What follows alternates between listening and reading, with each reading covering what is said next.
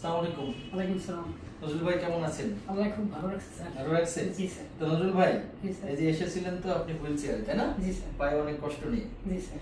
তো এই পা কতদিন পরে মাটিতে রাখলো আমরা বলেন তো? 4 মাস পরে স্যার। 4 মাস পরে। জি স্যার। তো এতে কি আনন্দ হচ্ছে? অনেক অনেক স্যার, অনেক আনন্দ লাগতেছে। খুব আচ্ছা, ভালো আপনার লাগতেছে। আনন্দ হচ্ছে? জি স্যার। আপনার চাইতে আমার বেশি আনন্দ হচ্ছে। জি স্যার। হ্যাঁ, আপনার যতটুকু আনন্দ হচ্ছে আপনার চাইতে আমার আনন্দ বেশি। আর আমি তো এইটাই চাই, তাই না? আমার সবসময় আমি বলছি যে আমি চাই না কারো অঙ্গহানি হোক। আপনারা নিয়ম মানে নিজের খেয়াল রাখেন। আমার কাছে এমনিতে আসেন ফলো হবে, কিন্তু ঘা নিয়ে আসবেন না। হ্যাঁ, তাহলে এটা বলার উদ্দেশ্য যে যদি নিজের সঠিকভাবে আপনি যত্ন নেন, খেয়াল রাখেন, তাহলে কিন্তু ঘা হবে না আসলে আপনার, তাই না? তাহলে নিয়মিত ঘা না থাকলেও আপনাকে বছরে 1-2 বার অ্যাটলিস্ট আসতে হবে একটা হাজিরা দেওয়ার জন্য, তাই না? ঠিক আছে। যেরকম হাজিরা দেয় কোর্টে, জি স্যার। সেরকম আমার কাছে হাজিরা, যে ডাক্তার গেলে ডাক্তার আমার পাটা চেক করবে, মানে ফুড স্ক্রিনিং করবে, আমার কোনো অসুবিধা আছে কিনা আমাকে বলবে, ওইভাবে ওষুধ অ্যাডজাস্ট করে দিবে, ঠিক আছে না? জি স্যার।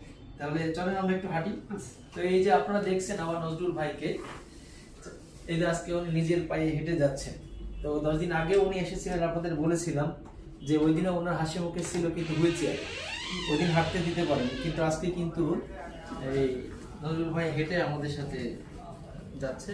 তো নজরুল ভাই একটা শুভকামনা, আমাদের জন্য দোয়া করবেন নজরুল ভাই। অবশ্যই স্যার। ঠিক আছে, জি স্যার। ভালো থাকবেন। হ্যাঁ, আসসালামু আলাইকুম।